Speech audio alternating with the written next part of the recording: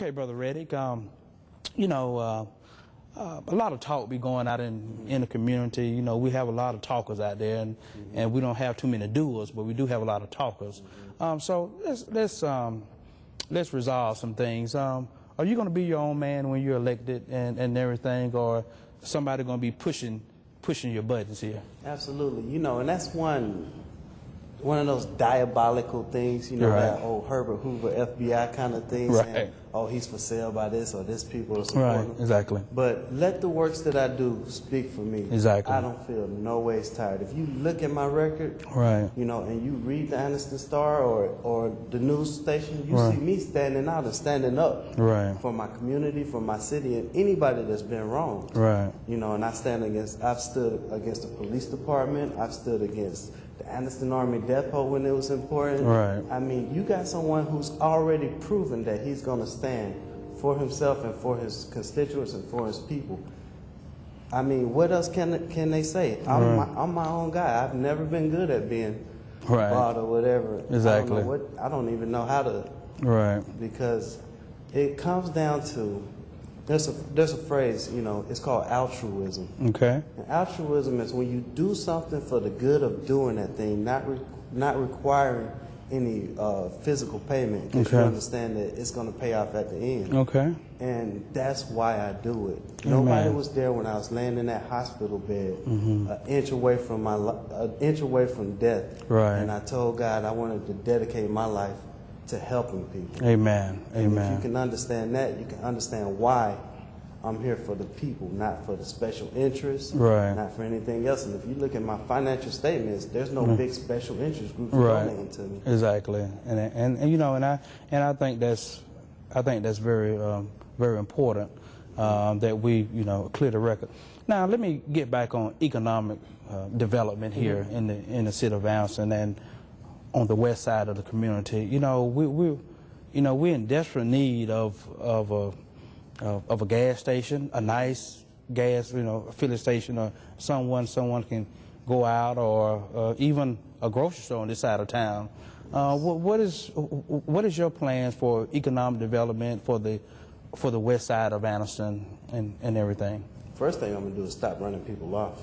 Right. You know, if you drive through Oxford, you're looking at what tried to come to Anniston. Right. So first thing, we got to stop running business off. Okay. Second, you know, the seat I'm running for, the person that holds that seat has been in office. He's gone over his travel budget repeatedly. And part of that travel budget is to bring in business, to bring in new entities, to bring in new sources of revenue for your city. Okay. And since he's been in office, he's failed to bring in a single business. Now I ask you, if I was selling pre-life for your company, and I never sold a policy in 12 years, would I still be hired? No, sir.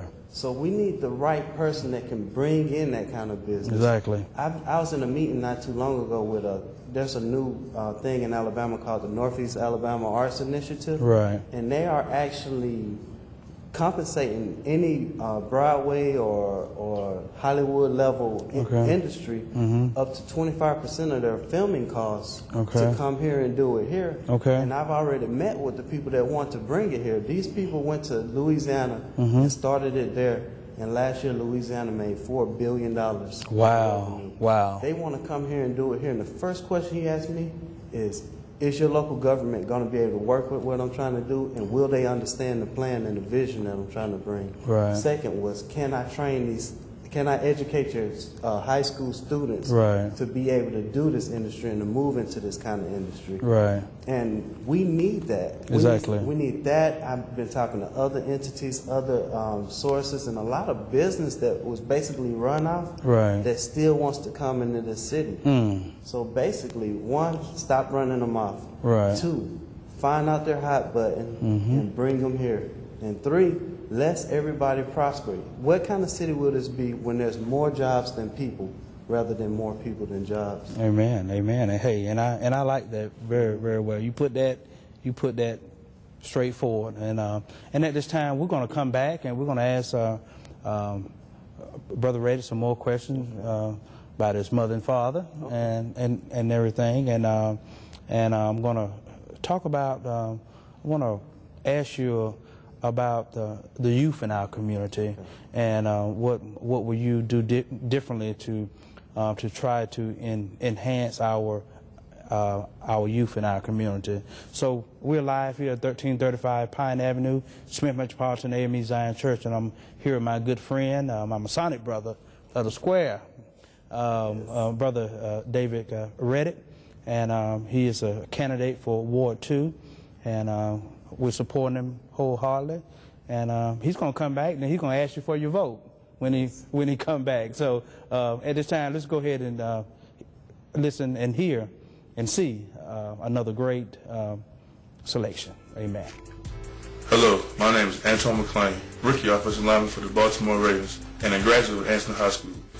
And I support David Reddick for Anniston City Councilman. When he returned to Anniston, he played a major role in helping me to see and understand my full potential. I know dedication, and I know it when I see it, and I see it in David. So vote David E. Reddick for Anniston City Councilman. I'm David Reddick, and I approve this message.